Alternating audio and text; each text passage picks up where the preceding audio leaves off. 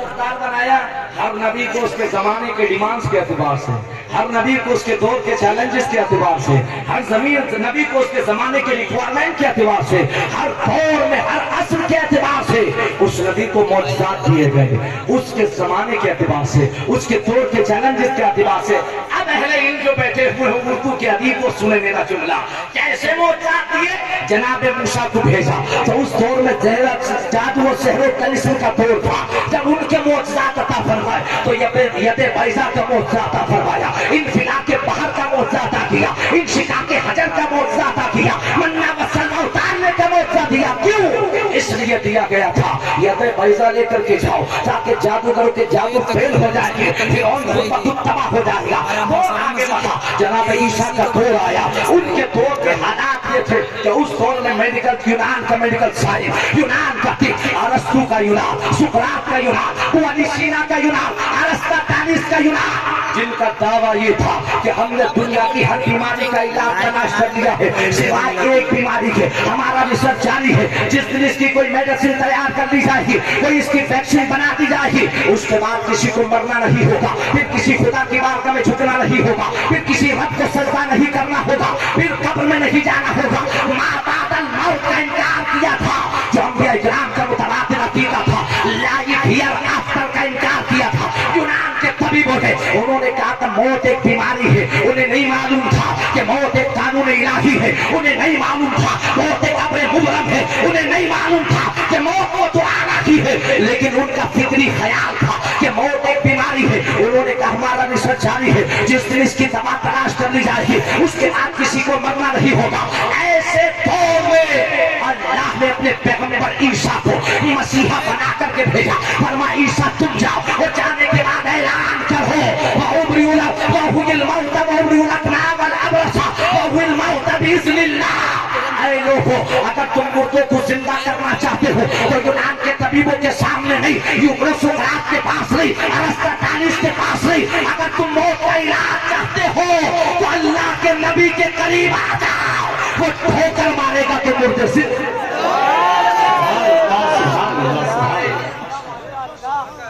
مردے زندہ کر دے۔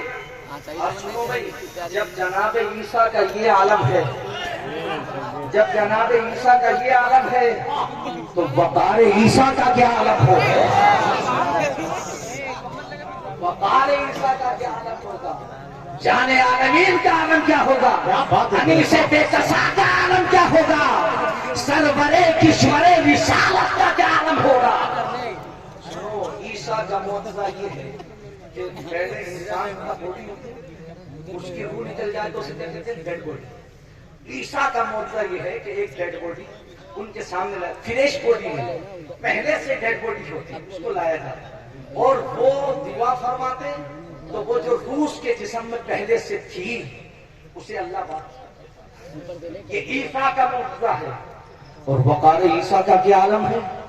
مکہ کی تاریخ گواہ ہے، آمینہ کے لال کی بارگاہ میں ابو جہل کوئی ڈیڈ باڈی لے کر نہیں آیا تھا، پتھر اٹھا کے لایا تھا، پتھر۔ مصطفیٰ کا معجزہ یہ ہے کہ آقا اشارہ کرے تو اللہ باڈی بھی عطا کرتا ہے، وہ سبحان اللہ،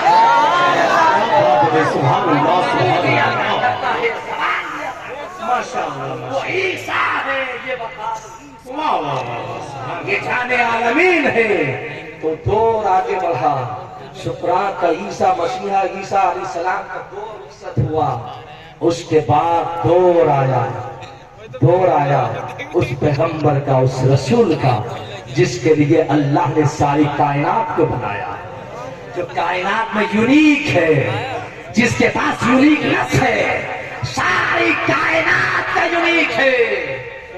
یونیک کا ترجمہ تاج الشریعہ نے کہا دیا ہے، وہ فرماتے مصطفیٰ ذات یکتا آپ ہے، یک نے جس کو یک بنایا، یک نے بنایا آپ ہے، آپ کی خاطر بنائے دو جہاں، آپ کی خاطر بنائے دو جہاں، اپنی خاطر جو بنایا، اپنی خاطر جو بنایا آپ، یہ شان ہے۔ سنو جب نبی کو بھیجا آخری رسول کو، پیغمبر کو، زمانے کے چیلنجز بے شمار، اللہ کے نظام سے انحراف، اس سے بغاوت، عیسیٰ پیغمبر کی جو تعلیم تھی اسے مٹا دیا گیا، انجیل مقدس میں انٹرفیئر کر دیا گیا، اس کے بعد اللہ رب العزت نے اپنے رسول کو بھیجا، آخری پیغمبر کو، آخری رسول کو، اس کے سر پہ تاج ختم نبوت سجانے کے بعد اب میرے نبی کے بعد کوئی نبی نہیں آئے گا، نہ کوئی رسول آئے گا، نہ کوئی نبی آئے گا، نہ کوئی میسنجر آف گاڈ آئے گا، نہ کوئی پیغمبر آئے گا، بلکہ نہ کوئی ذلی نبی آئے گا، نہ کوئی برجی نبی آئے گا، نہ کوئی ملہم نبی آئے گا، نہ کوئی محدث آئے گا، کوئی نبی نہیں آئے گا۔ نہ ذلی ہوتا ہے، نہ برجی ہوتا ہے، نہ ملہم ہوتا ہے، نہ محدث ہوتا ہے، یہ ساری ٹرمیں، یہ ساری اصطلاحات ایک جھوٹے نبی کو مارکیٹ سے اٹھا کر بنانے کے لیے اللہ رب العزت نے اپنے پیغمبر کو آخری بنا کر بھیجا۔ قرآن کہتا ہے ما کان محمد ابا احد من رجالکم ولکن رسول اللہ وخاتم النبیین۔ Our holy prophet صلی اللہ علیہ وسلم last and final messenger of God۔ اللہ نے تمہارے نبی کو بھیجا ہے تو آخری نبی اور رسول بنا کر بھیجا، کوئی نبی نہیں آئے گا۔ آئے گا بھی کیسے؟ اللہ پاک کسی ایسے گانے وانے کو قادیان سے اٹھا کے نبی نہیں بناتا ہے۔ نبی وہ ہوتا ہے جس کا چہرہ چاند سے بھی زیادہ خوبصورت ہے۔ نبی وہ ہوتا ہے کہ سورج بھی جس کے سامنے شرما کر کے نکلے۔ نبی وہ ہوتا ہے جو چاند کے اشارے سے دو ٹکڑے کر کے زمین پہ گرا دیتا ہے۔ نبی وہ ہوتا ہے جو ڈوبے سورج کو پلٹا کر لا کے کھڑا کر دیتا ہے۔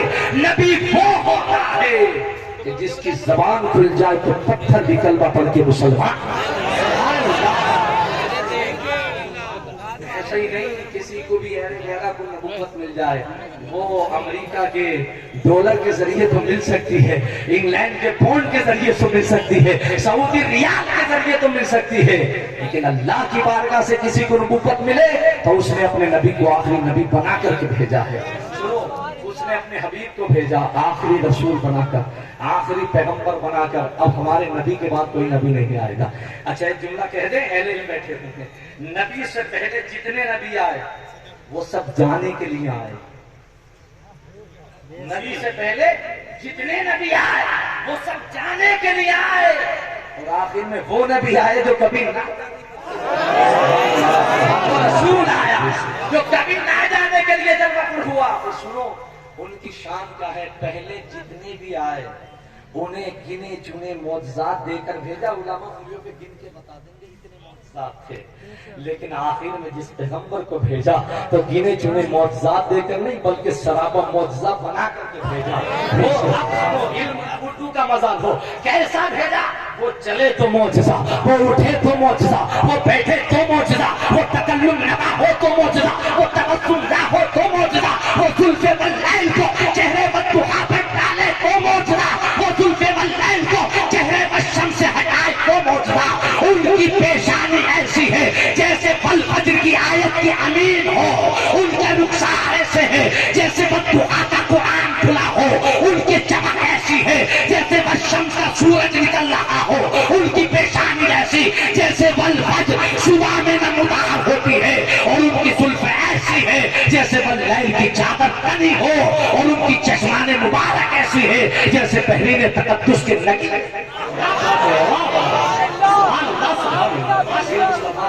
اعلیٰ حضرت جی کو فرماتے کاف گیسو یا ہادہر یا ابرو آنکھیں این سواد کاف ہائن سواد ہے ان کا چہرہ نور کا۔ سنو مصطفیٰ کیسے ہے، کیا شان ہے نبی کی۔ جب انہیں بھیجا تو سرابہ معجزہ بنا کر بھیجا، ان کی ہر ادا، ہر کروٹ معجزہ ہے، خود کا ہر گوشہ معجزہ ہے۔ ہم بولتے ہیں تو ہمارا بولنا محتمل و صدق و کذب ہوتا ہے، لیکن جب پیغمبر بولتا ہے تو قانون زندگی بولتا ہے، دستور حیات بولتا ہے، نظام کائنات بولتا ہے، اللہ کی بات بولتا ہے۔ وما ينطق عن الهوى ان هو الا وحی یوحی۔ جب وہ بولتا ہے تو اعلیٰ حضرت کہتے ہیں میں نثار تیرے کلام پر میری یوں تو کس کو سوال نہیں، وہ سخن ہے جس میں سخن نہ ہو، وہ بیان ہے جس کا بیان نہیں۔ تیرے آگے یوں ہے دبے رچے اس یہ بڑے بڑے کوئی जाने मुंह में ज़बान नहीं बल्कि जिसमें जा नहीं। वो बहन जिसकी हर बात वही ये खुदा, इल्म हिकमत पे लाखों सलाम। अब बैठिए, सुनिए तवज्जो के साथ, समझ में आ रही है ना बात। हुजूर को भेजा सरापा मोजज़ा बनाकर। अच्छा भाई नाज़िम साहब, जितने भी नबी जलवागर हुए पहले, जनाब आदम से लेके जनाब ईसा तक, उन सब के लिए अल्लाह ने दावत के लिए जमीन का तयन फरमाया। जी, जमीन का तयन कि आपको इस जमीन पर खिदमत करना है, इस जमीन पर खिदमत करना है। आदम से लेके नूह तक जितने पैगंबर जलवागर को उनके लिए उनके शाम को चुना गया। बड़ी लतीफ जमीन है, बड़ी खुशबूदार जमीन है, तजरा और फुरात का दुआबा है। नूह के बाद इब्राहिम, और इब्राहिम से लेके ईसा तक जितने पैगंबर आए उनके लिए मुल्क शाम, फलस्तीन, मिस्र को चुना। एक जुमला भी मिस ना होने पर सुनिएगा, ये तो रिवायत नहीं कर रहा हूं, सुनो एक एक जुमला सुनो। उनके लिए जमीन दावत का इंतखाब किया गया। कैसी जमीन? दरियाओं की जमीन, निखतों की जमीन, गुलाबों की जमीन, खुशबुओं की जमीन, चंपा की जमीन, बड़ी नर्म और लतीफ जमीन है। बात जमीन का इफेक्ट इंसान की शख्सियत पर होता है। जैसी जमीन होगी वैसी पैदावार होगी, वैसा प्रोजेक्ट होगा वहां पर। लेकिन आप जानते हैं कि मेरे और आपके पैगंबर के लिए जिस जमीन में दावत का इंतखाब किया गया था, कुरान ने उसको बयान फरमाया, वत्तीन वज़्ज़ैतून वतूर सीनीन वहादल बलदिल अमीन। जिस बलद अमीन का इंतखाब किया गया, जानते वो कैसी थी? हाथों में भी पत्थर थे। अल्लाह ने फरमाया, मेरे हबीब इसी पथरीली जमीन में उतरना और इन्हीं पत्थरों को चुनना है और आसमान के सितारों से और 23 साल की दौरे नबुव्वत और रिसालत में किसी को स्वान बनाया, किसी को अली बनाया। वो जहलो खबाबत के दिलनुमा पत्थर नबी से मिलते गए, आईनों में ढलते गए। बहुत अच्छा, मुस्तफा है। कैसा है निज़ाम मुस्तफा का? इस अंदाज से भी आप समझ सकते हैं। दर्शना में पढ़ाते हुए सारे लोग, जब एक मुदर्रिस ये जानना चाहता है कि मेरे दो शागिर्दों में कौन अच्छा लिखता है, उनके हाथ में कलम दिए जाता है। एक उस्ताद जब ये जानना चाहता है कि दोनों में पढ़ता अच्छा कौन है, उनके हाथ में किताब दी जाती है, पढ़ो। एक उस्ताद जब ये जानना चाहता है कि दोनों में ताकतवर कौन है, तो उनमें कुश्ती कराई जाती है, तसादुम कराया जाता है, ताकि ये जानकारी दी जाए इनमें ताकतवर कौन है। आप यही अंदाजा करें, मौलाना नूर अहमद साहब की आगे माशाअल्लाह बैठिए हजरत, चंद मिनट के लिए निज़ाम मुस्तफा है। जब इनमें ये तजाद किया जाए, जी जी इनके मैं समझता हूँ आपकी जिम्मेदारी बहुत है, ये जलसा हो भी तक ये बहुत है। अल्लाह आपको इसी तरह जिम्मेदार रखे, बावकार रखे। सुनो क्या है तसादुम, जुमला तसादुम कराया जाता है ये जानने के लिए कि कौन ताकतवर है, कौन दोनों में ताकतवर है। तो सुनो कैसे कराया जाता है कि दोनों में फाइट कराई जाती है। अगर आप मिट्टी की ताकत का अंदाजा करना चाहें तो क्या करेंगे? मिट्टी से नहीं, पत्थर से टकराइए, मिट्टी चकनाचूर हो जाएगी।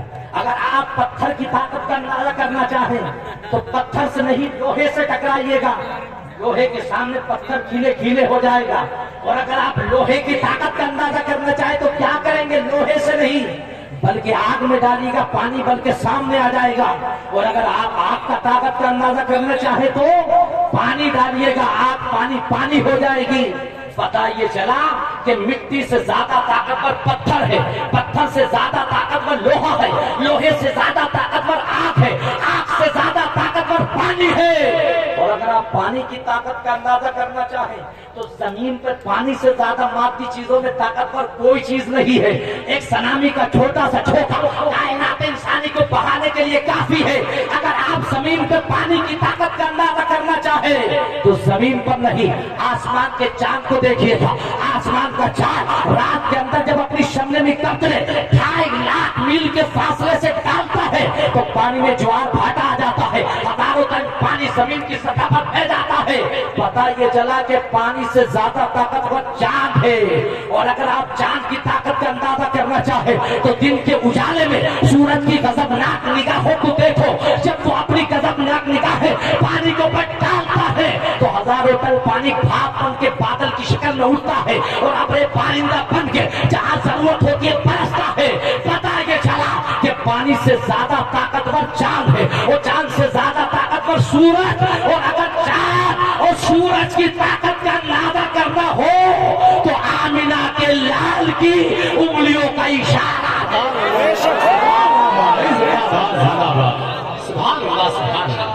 बहुत अच्छा, उंगलियों का इशारा देखो मियाँ, उंगली के इशारे से तो फूल की पत्ती भी नहीं टूटती है।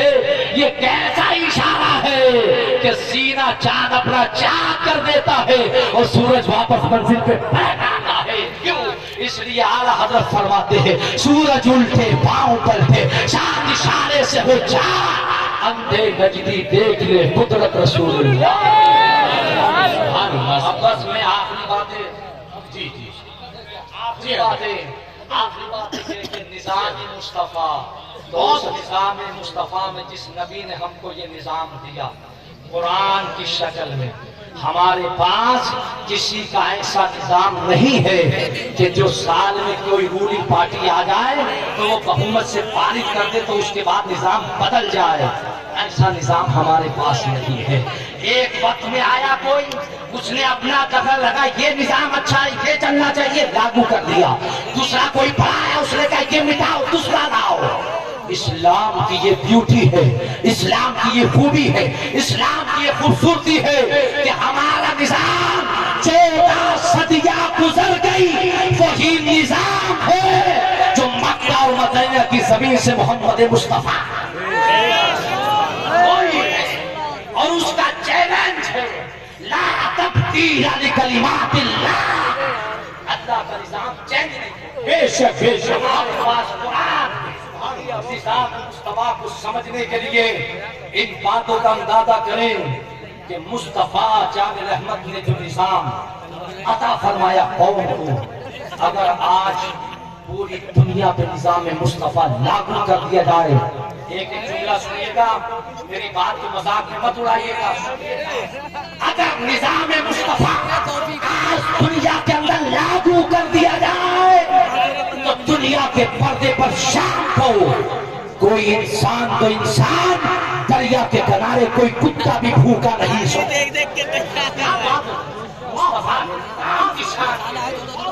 इंसान तो बहुत दूर की बात, आज दुनिया ये कह रही है कि आदमी को मिटा दिया जाए, दुनिया कह रही है कि बच्चों को एजुकेट कर दिया जाए, दुनिया कह रही है कि बच्चों के साथ गैंगरेप बंद कर दिया जाए, दुनिया कह रही है कि माँ बाप को ओल्ड हाउस में ना रखा जाए, दुनिया कह रही है कि दुनिया से गुर्बत का खात्मा कर दिया जाए, दुनिया कह रही है कि किसी छोटे पर जुल्म ना किया जाए, दुनिया कह रही है किसी मजलूम को ना सताया जाए, फिर भी मजलूमों की गर्दनें काटी जा रही है, फिर भी मासूम बच्चियों के साथ गैंगरेप किया जा रहा है, फिर भी लोग भूखे मर रहे हैं, फिर भी लोग फांसी के फंदे पर जाकर खुदकुशी कर रहे हैं। अगर आप खुदकुशी का खात्मा चाहते हो, अगर आप गैंगरेप का खात्मा चाहते हो, अगर आप जिहालत का खात्मा चाहते हो, अगर आप बिरादरीवाद का खात्मा चाहते हो, अगर आप नस्ल का खात्मा चाहते हो, तो आओ मुस्तफा के निज़ाम के झंडे के नीचे खड़े हो जाओ और ये ऐलान करो जिसका ऐलान मुस्तफा ने किया था, तुम में का कोई अरबी हो वो अजमी पर फौकियत नहीं रखता, कोई अजमी हो वो अरबी से बड़ा नहीं हो सकता, तुम में का कोई गोरा काले से अफजल नहीं है, तुम में का कोई काला गोरे से अफजल नहीं है, इल्ला बित्तक़वा, जिसके पास तक़वा है वही अल्लाह की बारगाह में सबसे मोहतरम। कुरान का फैसला है इन्ना अक्रमकुम इन्नल्लाहि अत्क़ाकुम, जिस नबी का फरमान ये हो मल्लम यरहम सबीरना वलम युअक्किर कबीरना फलैसा मिन्ना, तुम में का वो बड़ा जो अपने छोटे से शफकत छोटे को शफकत न करे, तुम में का वो छोटा जो अपने बड़े की रिस्पेक्ट न करे, नबी फरमाते वो हम में से नहीं है। ये कब निज़ाम दिया था जानते हो? आज हम और आप मुस्तफा के दीन में अल्लाह का शुक्र पैदा हुआ। तो जवान मेरी बात को सुनो और अपने मोबाइलों में रिकॉर्ड करो, ये जुमले में जो आखिरी दे रहा हूँ सुनो और बिल्कुल संजीदगी से सुनो। आज जो निज़ाम मुस्तफा ने दिया था, क्या बात, क्या वही निज़ाम हमारे पास है? کہ آج ہم اسی نظام کو فالو کر رہے ہیں. نام ہمارا عبد الرحمان ہے, نام ہمارا عبد المصطفیٰ ہے, نام ہمارا غلام احمد ہے, اور پھر اس نظام کو ہم فالو کر رہے ہیں جو مصطفیٰ کا نظام. اگر تو وہی نظام مصطفیٰ ہے تو پھر ہماری بستی میں جہالت کیوں ہے؟ اگر وہی نظام مصطفیٰ ہے تو میری قوم کی بچیاں 35 سال کی عمر گزار دی, 40 سال تک پہنچ چکی, گھروں میں بیٹھی کیوں ہے؟ اگر آج وہی نظام مصطفیٰ ہے تو آج میری قوم کی بچیوں کے ساتھ گیدرے کیوں کیا جا رہا ہے؟ وہی نظام مصطفیٰ ہے تو میری باراتوں میں بینڈ باجا کیوں بج رہا ہے؟ اگر وہی نظام مصطفیٰ ہے تو میرے گھر ولیمے کے نام پر لاکھوں روپیہ کیوں اڑایا جا رہا ہے؟ اگر وہی نظام مصطفیٰ ہے جو مصطفیٰ نے مکہ اور مدینہ سے ہمیں عطا فرمایا تھا تو آج میرے گھروں کا ماحول اسلامی کیوں نہیں ہے؟ آج اگر وہی نظام مصطفیٰ ہے تو میری قوم کے جوانوں بوڑھوں کے چہروں پر داڑھی سنت مصطفیٰ کیوں نہیں ہے؟ اگر آج وہی نظام مصطفیٰ ہے تو میری قوم کا جوان کتے کی طرح بال کرا کر مسجد میں کیوں گھومتا ہے؟ اگر وہی نظام مصطفیٰ ہے تو میری قوم کے بچے کی کڑائی میں چوڑیاں کیوں ہے؟ اگر آج وہی نظام مصطفیٰ ہے تو میری قوم کا بچہ کام کی چھجوا رہا ہے. اگر وہی نظام مصطفیٰ ہے تو آج مسجد میری ویران کیوں ہے؟ اگر وہی نظام مصطفیٰ ہے تو مسجد مدرسے میرے ویران کیوں دکھائی دے رہے ہیں؟ وہی نظام مصطفیٰ ہے, وہی نظام مصطفیٰ ہے جس کی میں بات کر رہا ہوں, جس کی آپ بات کر رہے ہیں. سنو وہ نظام کیسا ہے. میرے پیغمبر نے جب اسلام کا اعلان کیا تھا, جملہ سنو نوجوانوں, موبائل میں ریکارڈ کرو, آن دا ریکارڈ میں بات کر رہا ہوں, اہل علم کی توجہ چاہتا ہوں. مصطفیٰ نے جب اسلام کا اعلان کیا تھا تو جانتے ہو جہالت کس پیمانے پر تھی؟ مکہ میں نبی نے کہا قولوا لا الہ الا اللہ لعلکم تفلحون, اے لوگوں کلمہ پڑھو کامیاب ہو جاؤ. جب لوگ کلمہ پڑھ کے مسلمان ہو گئے, ساری مکی زندگی میں جانتے ہو کتنے لوگ پڑھنا جانتے تھے؟ کتنے لوگوں کو قلم سے لکھنا آتا تھا؟ کتنے لوگوں کو لکھنا آتا تھا؟ جب نبی نے کلمے کا اعلان کیا کتنے لوگ تھے جن کو ہاتھ سے قلم پکڑنا آتا تھا, جن کو کتاب پکڑنا آتی تھی؟ کتنے تھے؟ اونلی 17 لوگ, 17 لوگ. کتنے تھے؟ پورا مجمع بولے کتنے تھے؟ 17 لوگ, 17. پورے مکہ میں اسلام کی تاریخ میں پڑھنا لکھنا جانتے ہیں. اس میں کچھ اور تھے لیکن اگلا جملہ سنو, پھر سمجھو نظام مصطفیٰ کیا ہے. میرے آقا نے اسلام کا اعلان کیا تو 17 لوگ پڑھنا لکھنا جانتے تھے. اللہ کی عزت کی قسم, میرے مصطفیٰ نے 23 سال کی قلیل مدت میں جب اس تارے پانی سے پردہ کیا, گنبد خضرا میں آرام فرما ہوئے تو 1,10,000 لوگوں کے ہاتھ میں کالا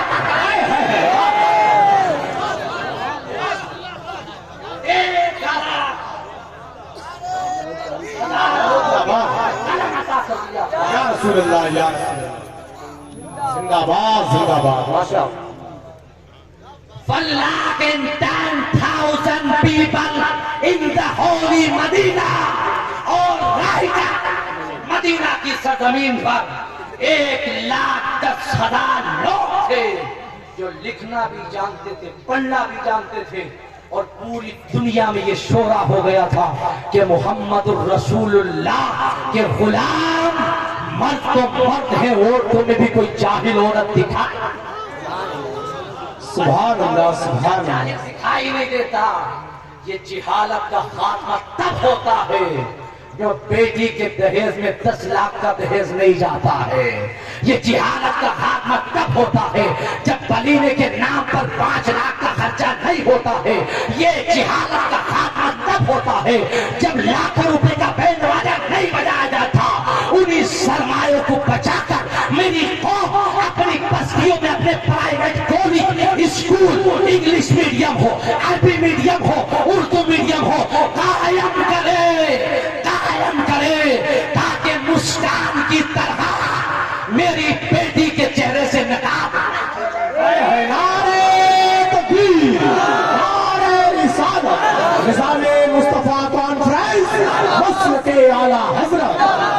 آج کرناٹک کی بچی کے چہرے سے نقاب کھینچ नाचने की बारी आई, सलाम हो उस बच्ची पर जिसने सैयदा के चेहरे, जिसने सैयदा के दुपट्टे की तहारत को बाकी रखा।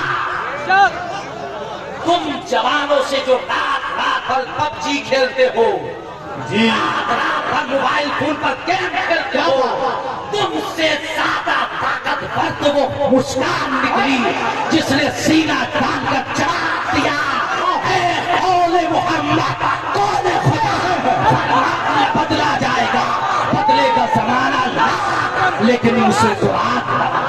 बेशक बेशक, जिंदाबाद जिंदाबाद,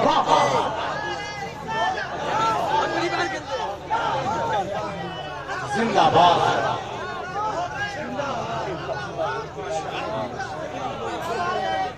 अल्लाह अकबर। कितने लोगों ने पूरी दुनिया में उसको ट्रोल किया था, जी। कितने लोगों ने लाइक किया था।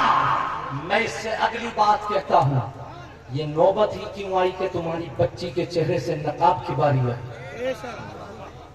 ये क्यों आई नौबत? इस नतीजे पर क्यों पहुंचे आप? दूसरों की भी अपनी मान्यता है, हमारी अपनी भी मान्यता है। हम भारत के सपूत हैं, हमने इसी मिट्टी पर जन्म लिया है, हमसे कोई बात करे। हम बोल रहे हैं, मेरा नाम है गुफरान रजा कादरी, मैं बात कर रहा हूं जिसने दुनिया के अक्सर हिस्से को देखा है अपनी निगाहों से। हमने हर जगह जाकर के भारत का नारा लगाया है। लोग तो यहाँ चौपालों पर खड़े होकर के कहते हैं कि साहब हम ही वफादार हैं। अरे हमारी वफादारी देखना है तो भारत में भी देखो, इस हिंदुस्तान में भी दिखाई देगी, हिंदुस्तान के बाहर भी दिखाई देगी और हिंदुस्तान के अंदर कब्रिस्तान में भी दिखाई देगी। हमारी वफादारी है। क्या बात है, वफादारियां है, क्यों न वफादारी? हमने पूरी दुनिया में, आपने कभी सुना कि अफ्रीका में या इंग्लैंड में या हॉलैंड में ये आया कि किसी बच्चे को स्कूल जाने से कुछ लड़कों ने रोक दिया, उसके चेहरे से निकाब की? मैंने देखा है पूरी दुनिया में, इंग्लैंड में, हॉलैंड में, जर्मनी में, फ्रांस में, हर जगह स्कूल, कॉलेज, यूनिवर्सिटी में मस्जिदें हैं, रूम प्ले रूम बना हुआ है, वहाँ बच्चियाँ जाती हैं, 5 वक्त की नमाज पढ़ती हैं और वो अपने सिलेबस को पढ़ती हैं। कहीं ये पाबंदी नहीं। यहाँ क्यों आ गई? इसलिए आ गई ये पाबंदी कि हम यतीम है इल्म के मामले में। हम यतीम हो चुके हैं। हमारे पास अपना कोई ऐसा प्राइवेट स्कूल नहीं है, हमारे पास अपना कोई कॉलेज नहीं है, हमारे पास ऐसी अपनी कोई यूनिवर्सिटी नहीं है, हमारे पास अपना कोई ऐसा प्लेटफॉर्म नहीं है। अरे आज शादी दी है कि सीना खोलकर हम क्यों लोग दूसरों के गुलाम हो? हम क्यों लोग दूसरों के सामने? क्या हम ये काम नहीं कर सकते? यकीनन कर सकते हैं। भारत का मुसलमान, सिर्फ भारत का, ओनली भारत का मुसलमान, अगर इस आने वाले 2023 में 2023 रमजान में जमादिल आखिर, ये रबीउल आखिर खत्म होने वाला है, जमादिल अव्वल, आखिर रजब, शाबान, रमजान में अगर सिर्फ भारत का मुसलमान ईमानदारी से अपने पैसे की ज़कात निकाल दे तो एक स्कूल नहीं, हर मोहल्ले में एक यूनिवर्सिटी कायम हो, हर मोहल्ले में कायम हो सकती है। लेकिन क्यों नहीं होता?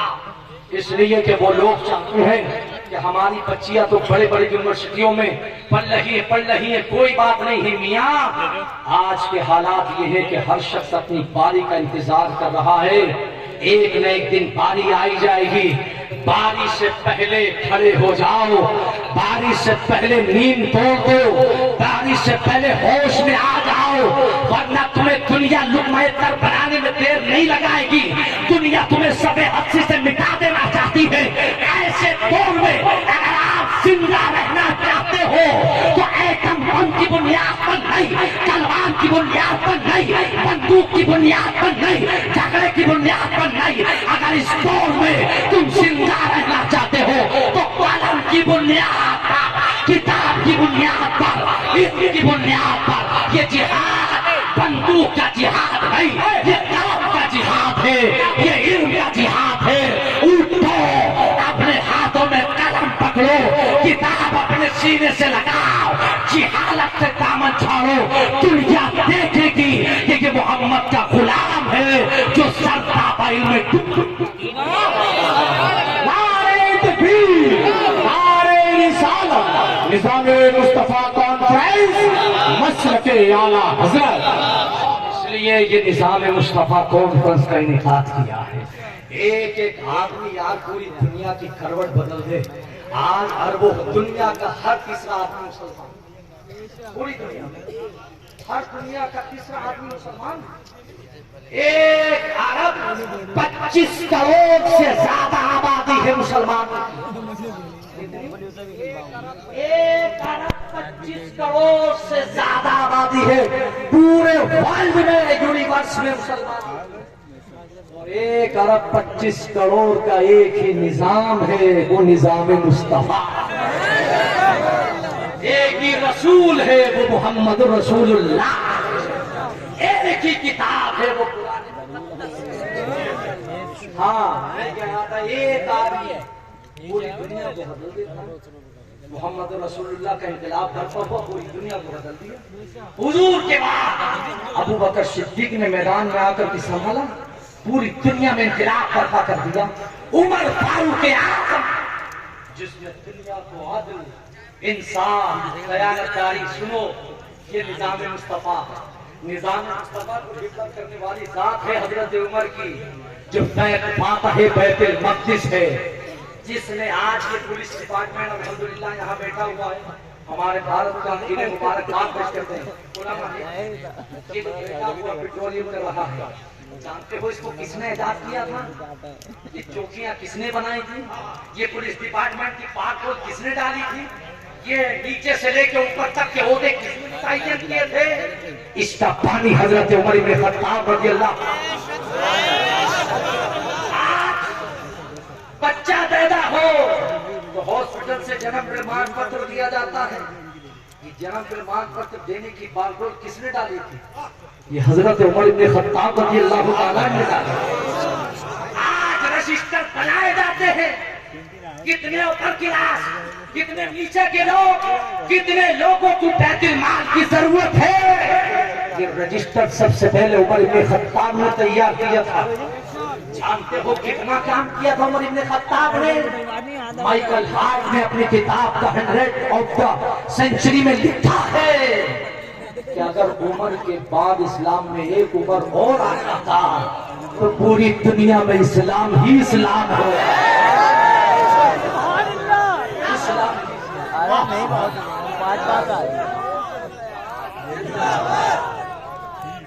जिंदाबाद जिंदाबाद जिंदाबाद। पूरी दुनिया में इस्लाम होता।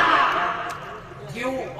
25 लाख मुरब्बा मील पर हुकूमत करने वाला शहंशाह उमर, जिसके अदल और इंसाफ का आलम ये था कि शेर और बकरी एक ही घाट से पानी पीते थे। शेर में ताकत नहीं कि बकरी पर अटैक कर दिया जाए, इसलिए कि बरेली, इसलिए कि मदीना के सिंहासन पर मुस्तफा का गुलाम उमर इब्न खत्ताब बैठा। ये शान थी उमर इब्न खत्ताब की। ऐसा नहीं है कि अगर किस्मत से कोई सभापति बन गया, मिंबर बन गया हमारे यहाँ। मिंबर तो दूर की बात, चेयरमैन दूर की बात, जिला पंचायत बहुत दूर की बात। अगर कोई मदरसे के मुहल्ले के कोने के मस्तक का मिंबर बन गया, फिर वो अपने आप को बड़ा उससे तुम्हें धर्म से कम नहीं समझता है। उसकी पावर गली हो जाती है, जमीन पर आसमान पे उड़ने लगता है।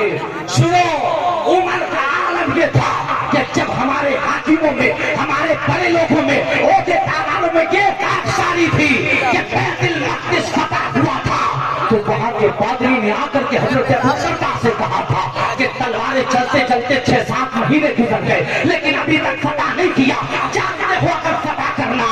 तो फिर अपने हाकिम फक को बुलाओ, और बुलाने के बाद अगर वो आ जाएगा और मेरी किताब जो बता रही है अगर मैच कर जाएगा तो न जंग होगी, न खून बहेगा, न बच्ची बेवा होगी, न कोई बच्चा यतीम होगा, میں سارے بیت المقدس کی چابی تمہارے حوالے کر دوں گا.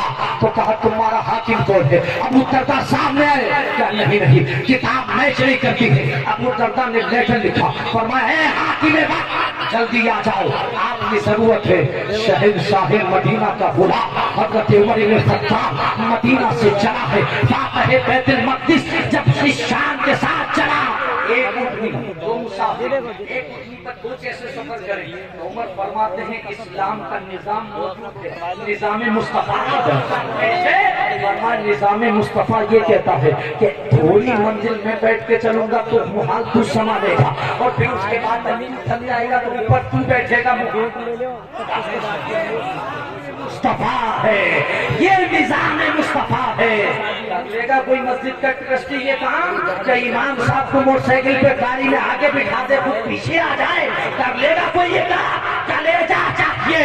حضرت عمر بن خطاب فرماتے ہیں چلتے رہے، سفر ہوتا رہا حتیٰ کہ بیت المقدس کے قریب پہنچے. جب وہاں پہنچے تو اسلامی فوج کے جنرل نے اعلان کر دیا اسلام کا شہنشاہ حضرت عمر بن خطاب چل وطن ہو رہے ہیں. نعرہ تکبیر و رسالت کرنے لگے. وہ پادری نکل کر کے اپنے قلعے کی دروازوں پر آ گئے اور دیواروں پر چڑھ گئے. وہ سب سے بڑا بیت تھا، اس نے اپنی کتاب رکھا. دور سے دیکھا تو وہ باری کا ٹائم کا غلام تھا. وہ غلام اوپر بیٹھا ہوا تھا. عمر محال پکڑ کر کے چل رہے تھے. اس نے اپنی کتاب کو دیکھا بند کر لی. کہا واپس چلو، اب پتہ نہیں ہو سکتی ہے ہم قابض رہیں گے. کا کیا مطلب ہے؟ کہ میری کتاب بتا رہی ہے اس کا چہرہ ایسا نہیں ہے، اس کی شکل ایسے نہیں ہے. تو لوگوں نے جواب دیا وہ جو بیٹھا ہے وہ حاکم نہیں ہے، وہ جو چل رہا ہے. نعرہ تکبیر، نعرہ رسالت. شاہ ترنم اسد ابن رسالت، دنیا سنیت میں آواز اور انداز کی دنیا کا انمول ہیرا، شہنشاہ ترنم بلبل باب مدینہ بھائی اسد اقبال کلکتوی کی بھی رسول پر آمد ہو چکی ہے ماشاءاللہ. بہت جلد شہنشاہ خلافت حضرت نامہ شاہ مفتی شہریار صاحب قبلہ کی بھی آمد مندر رسول پر ہونے والی ہے. شہنشاہ ترنم عبدالوکیل مندر رسول پر موجود ہے. بھائی حمزہ فیضی اشرف بلالی فریاد لکی پوری بھی انشاءاللہ تعالی میں کرانے کی تیاری میں ہے.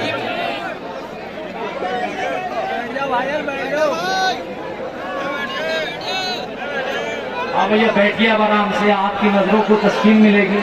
بات سمجھ میں آ رہی ہے؟ ختم کر دیں تو مجمع سے جواب دیا جائے کہ ابھی جاری رکھی جائے.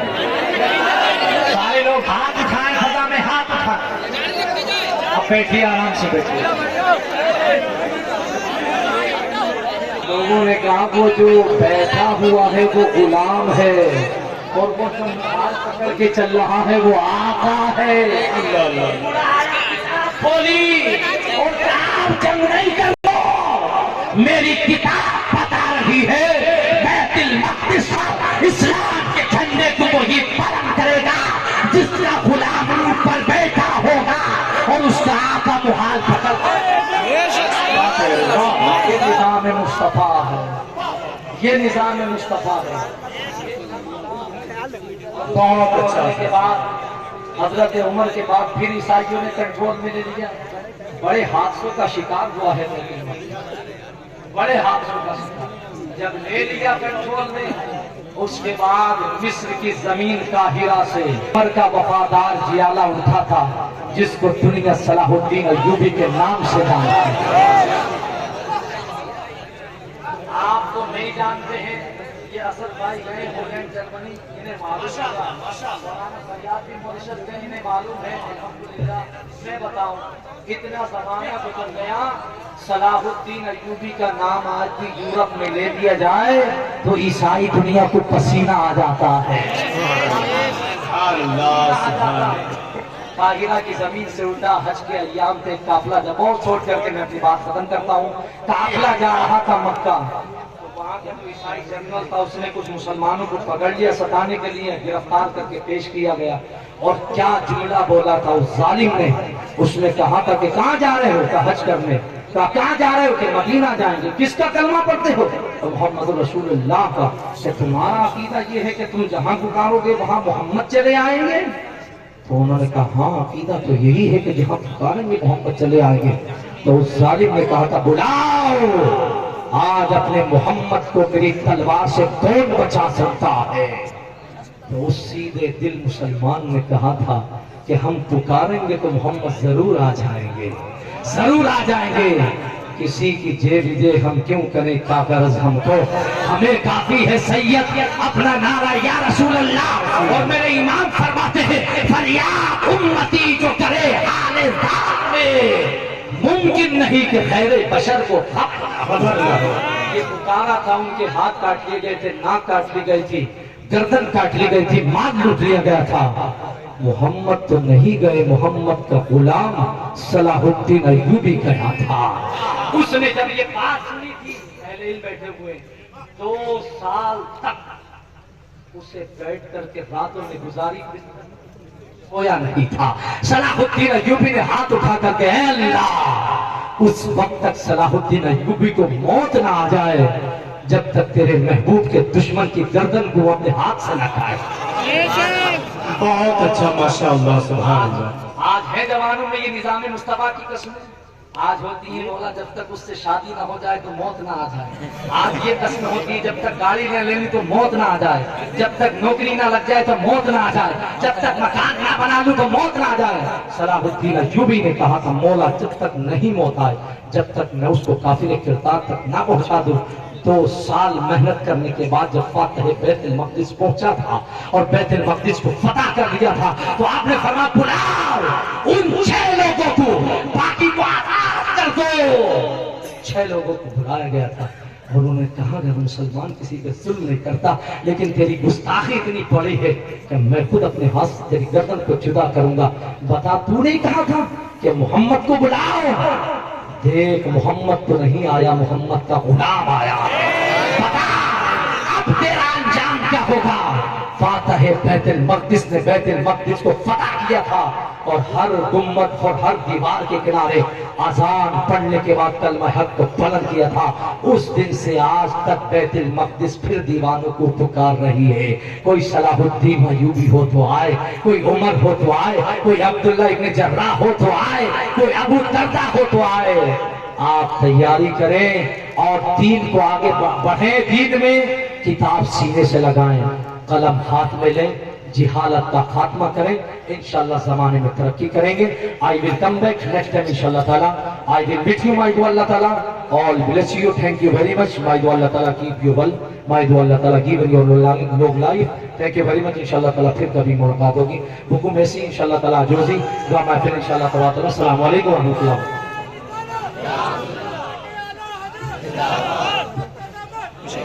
بہت اچھا، ماشاءاللہ۔ ہمارے خیالات کی دیواروں میں جو دراریں تھے، جو گیپنگ تھی، حضرت نے اپنے لہجے کے ایک عظیم الشان عشق رسول کے خمیر سے اس کو ایسا پر کیا ہے، اب وہاں سے چمکدار روشنی آ رہی ہے۔